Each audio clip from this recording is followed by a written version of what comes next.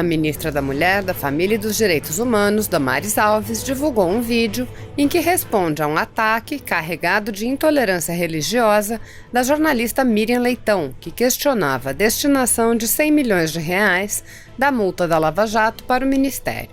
Em seu artigo, Miriam Leitão questionava o que a ministra chamaria de ação socioeducativa. Leitão disse: "A gente tem que saber exatamente o que eles chamam, porque a ministra Damares acha, por exemplo, que a mulher tem que ser dependente do homem, que o feminismo é um horror, ela tem uma visão retrógrada sobre LGBT. Então, eu sei lá o que eles chamam de ações socioeducativas." Parecendo ignorar que o governo atual foi eleito pela sociedade, Miriam Leitão acrescentou: "Acho que o dinheiro tem que ser usado não para que o governo faça suas ações, que muitas delas são contestadas pela sociedade. Tem que ser uma coisa que seja de fato bom para toda a sociedade brasileira, que se chegue a um consenso. Se não, pode financiar políticas que são políticas controversas. Eu tenho essa preocupação." Veja a resposta da ministra Damares Alves.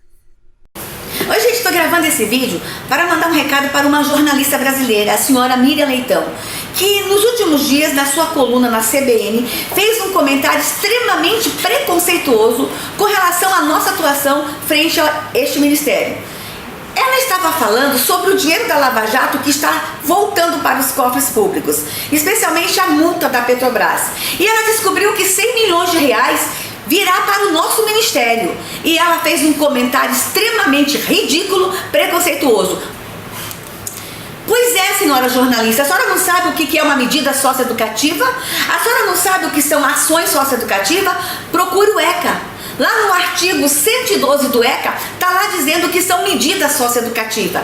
Gente, as medidas socioeducativas, elas são direcionadas aos meninos e meninas em conflito com a lei. Meninos e meninas que cometeram atos infracionais.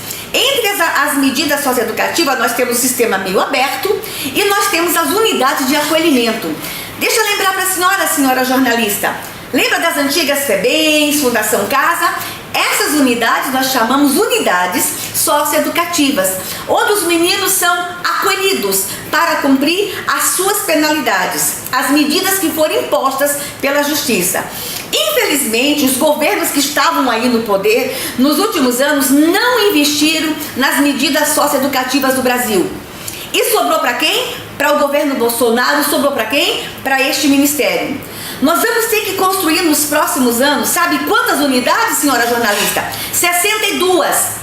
Nós estamos com um déficit no Brasil de 62 unidades socioeducativas. Hoje, eu tenho mais de 5 mil meninos e meninas que cometeram atos infracionais graves, que não estão recolhidos, que não estão acolhidos em uma unidade socioeducativa. E acolher estes meninos é obrigação do poder público e cabe à União o financiamento dessas obras. Cabe à União, em parceria com o Estado e com os municípios, a construção dessas obras. 5 mil meninos na rua. Esses meninos estão correndo o risco de serem mortos pelo crime organizado. Esses meninos estão correndo o risco, inclusive, de continuarem a serviço do crime organizado. A vida deles corre risco. Eu preciso dar oportunidade a estes meninos de serem ressocializados. Eu acredito na transformação do ser humano. Eu acredito que esses meninos podem se recuperar. Estão na rua, cometendo atos infracionais e colocando a vida do cidadão em risco. Estão, inclusive, atentando contra a vida de pessoas nas ruas. Aí a senhora acha que os 100 milhões de reais não pode vir para o nosso ministério para a gente construir as unidades tão somente porque eu sou uma pastora? E a senhora acha que eu odeio gays e que eu persigo mulheres? Senhora jornalista, lhe faltou, sabe o quê? O bom jornalismo. Se não soubesse o que era ações socioeducativas e como eu vou usar esse dinheiro, ligasse para o ministério. Se não quisesse falar comigo porque eu sou uma pastora, ligasse para a nossa assessoria de comunicação, que eles lhe explicariam aonde estão escritas as medidas socioeducativas. Lhe explicariam, por exemplo, que nós temos o SINASE. Sabe o que é SINASE, senhora jornalista? Sistema Nacional de Atendimento Socioeducativo. Tá lá, leia, é só procurar na lei. Agora, senhora jornalista e sociedade, vejam a fatura. Vou precisar construir 62 unidades. Cada unidade custa em torno de 15, 20 milhões. Elas precisam ser construídas seguindo um padrão internacional de segurança. Por exemplo, até o vaso sanitário tem um padrão determinado, ele tem que ser de inox. A pia tem que ser de inox, sabe por quê? Numa briga, numa confusão, numa rebelião, eles não usarem o vaso ou a pia como arma para um machucar o outro. Tem todo um padrão, é uma unidade cara, é uma obra cara. Sabe quanto eu precisaria hoje para construir todas as unidades? Mais de R$1 bilhão. E agora a gente ganha R$100 milhões e a senhora coloca em dúvida o trabalho deste ministério. A senhora não quer que a gente construa as unidades? Então consiga um lugar para colocar esses meninos. A senhora acha que a pastora aqui não tem condições de construir as unidades? Arranja um lugar para mim colocar os 5 mil meninos que estão nas ruas. Eu não sei se a senhora leu, como jornalista deve ter lido, que recentemente o Supremo Tribunal tomou uma decisão em que eu estou mandando para a rua meninos que já estão acautelados. Nós estamos com algumas unidades superlotadas no Brasil e o Supremo Tribunal determinou que nós mandássemos para a rua alguns meninos para desocupar, para desafogar as unidades. Só no Rio de Janeiro, nós estamos mandando para as ruas mais de 700 meninos e meninas em conflito com a lei. Pois é, e agora a senhora vem dizer que a gente não pode receber os 100 milhões da Lava Jato. Deixa eu dizer uma coisa para a senhora. Os outros governos investiram apenas 12 milhões por ano. Nessa atual gestão, nós vamos mandar agora 100 milhões para o Sinase, que está chegando da multa da Petrobras. E nós já temos uma verba aqui do governo de 50 milhões. Em 8 meses, já estamos mandando 150 milhões para a Sinase.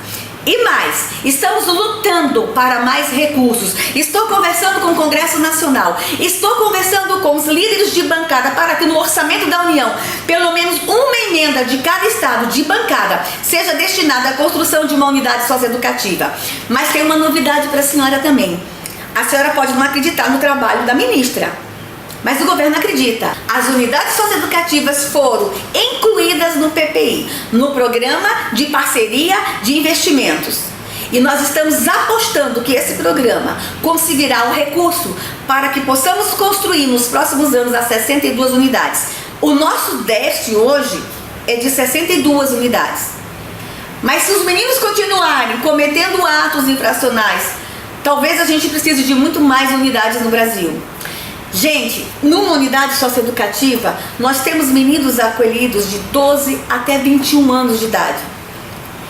As unidades estão lotadas. Nós precisamos dar uma resposta. Mas eu quero dizer uma coisinha aqui para a senhora jornalista. Eu não quero apenas construir as unidades e deixar os meninos lá trancados. Nós estamos apresentando uma nova proposta de acolhimento e de ressocialização. Nós vamos investir nestes meninos e meninas. Eles não vão ser acolhidos apenas para que a sociedade fique livre deles. Nós vamos trabalhar na ressocialização deles e devolver para a sociedade meninos e meninas transformados. Viu, jornalista? Isso sim que é direitos humanos. Quando tiver dúvida sobre a pastora, liga para mim, liga para o nosso ministério. Desculpa, gente, eu estou tão brava, mas chega de tanto preconceito religioso no Brasil. Chega! Vir colaborar para a gente resolver os problemas da nação tá difícil, né, jornalista? Mas criticar é 1 minuto. Leia o ECA. Leia a lei que instituiu no Brasil o Sinase. Lei 12.594 de 2012. Desculpa, gente, eu estou tão brava, mas eu estou tão preocupada com esses meninos e meninas. Está na hora da gente fazer alguma coisa. Descaso dos governos anteriores. A criança e o adolescente dos governos anteriores nunca foram prioridade. Bora, gente, desculpa estar brava, mas vambora. É que eu tô cansada de tanta perseguição, tão somente por ser pastora evangélica. O presidente Jair Bolsonaro sancionou hoje 2 projetos de lei que alteram a Lei Maria da Penha para aumentar as medidas protetivas em favor das mulheres vítimas de violência. Uma das mudanças permite que, uma vez feito o registro de ocorrência de violência doméstica, a autoridade policial imediatamente verifique se o agressor possui registro de posse ou porte de arma de fogo e notifique a instituição responsável pela concessão do registro ou da emissão do porte. Além disso, após receber o pedido da ofendida, o juiz pode determinar a apreensão imediata da arma de fogo sob a posse do agressor. Outra alteração garante a matrícula dos dependentes da mulher vítima de violência doméstica e familiar em instituição de educação básica mais próxima do seu domicílio. E amanhã começa mais uma fase dos saques do FGTS, em que serão liberados 5 bilhões e 100 milhões de reais para mais de 12 milhões de brasileiros. No saque imediato do FGTS, o trabalhador com contas ativas ou inativas pode sacar até R$ 500 reais de uma só vez. Amanhã começa a terceira fase do pagamento do FGTS. 36,9 milhões de pessoas, mais de 15 bilhões de reais e 99% de adesão, sendo que 82% desses pagamentos são pelo celular. Há 2 anos atrás houve um pagamento muito menor e você não tinha esse avanço tecnológico. Então, claramente, com os avanços tecnológicos, existem potenciais redutores nas despesas. O governo quer fortalecer a educação profissional e tecnológica no país. Para isso, lançou hoje o programa Novos Caminhos. A meta é aumentar em 80% o total de matrículas em cursos de qualificação profissional até 2023. Isso significa ampliar em 1,5 milhão o número de matriculados nesses cursos. A meta do programa Novos Caminhos, lançado nesta terça-feira, é aumentar em 80% o número de matrículas em cursos profissionalizantes, passando de 1.900.000 vagas para 3.400.000 até 2023. Entre as ações está a formação de 40 mil professores nas áreas tecnológicas. Uma das estratégias é também mesclar cursos presenciais e à distância. O aluno vai de 1 a 2 vezes por semana ao laboratório e tem aula prática. E a parte teórica, sim, à distância. Essa combinação reduz dramaticamente o custo do aluno por ano. Jerry já está colhendo os frutos do seu investimento em um curso técnico. Foi promovido recentemente na empresa em que trabalha. Isso fez com que a empresa acreditasse mais no meu potencial e viu também a minha dedicação, de estar fazendo um curso técnico e mudou a minha classificação para eletricista. Se você apoia Jair Bolsonaro, curta este vídeo, manifeste a sua opinião e compartilhe para que a vontade do povo brasileiro seja conhecida. Inscreva-se no canal para ter acesso gratuito ao nosso conteúdo. Uma produção Folha Política.